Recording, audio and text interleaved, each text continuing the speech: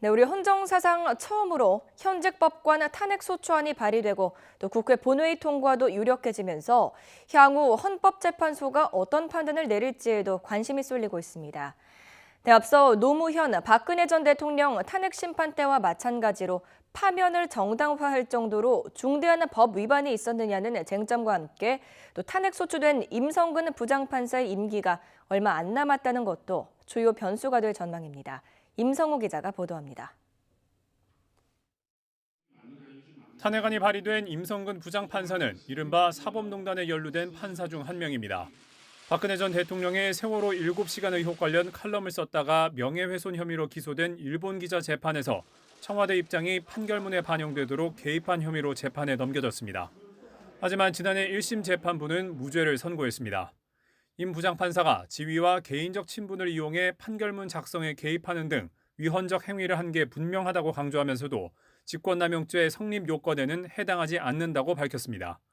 이런 상황에서 이번에 여당이 발의한 임 부장판사 탄핵소추안이 국회 본회의를 통과하면 최종 판단은 헌법재판소로 넘어갑니다.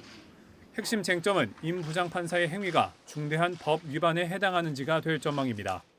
헌재는 앞서 노무현 대통령 탄핵 심판 당시 탄핵이 인용되려면 공직자 파면을 정당화할 정도로 중대한 법 위반이 있을 때만 가능하다는 기준을 세웠습니다. 그 예로 적극적이고 능동적, 계획적으로 헌법상 법치주의와 민주국가 원리를 위배하거나 뇌물수수나 부정부패 등의 법률 위반으로 국민 신임을 저버리는 경우 등을 들었습니다. 이번 법관 탄핵안을 발의한 여당 측은 임 부장판사의 재판 개입 행위 자체가 법원이 위헌적 행위라고 인정할 만큼 중대한 법 위반이라고 주장하고 있습니다. 이에 임 부장판사는 법원 내부망에 글을 올려 여당의 주장은 1심 무죄 판결에 안 맞는 일방적 주장이라고 반박하고 탄핵 절차 전 국회법에 따른 사실조사가 먼저라고 맞섰습니다. 또 다른 변수는 임 부장판사의 남은 임기입니다. 임 부장판사는 법관 임기 연장을 신청하지 않아서 이달 말 퇴직할 예정입니다.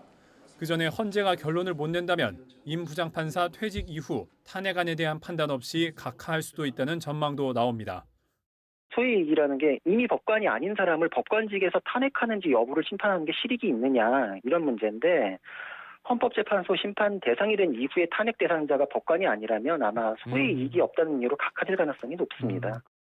다만 이번 탄핵안은 과거 대통령 탄핵 소추안보다 사안이 단순하고 법원 재판을 거치면서 사실관계 조사도 대부분 끝난 상황입니다. 따라서 헌재가 이번 사안의 상징성과 중대함을 고려해 집중 심리를 한다면 이른 시일 안에 판단을 내릴 수도 있다는 전망도 나오고 있습니다. YTN 임성호입니다.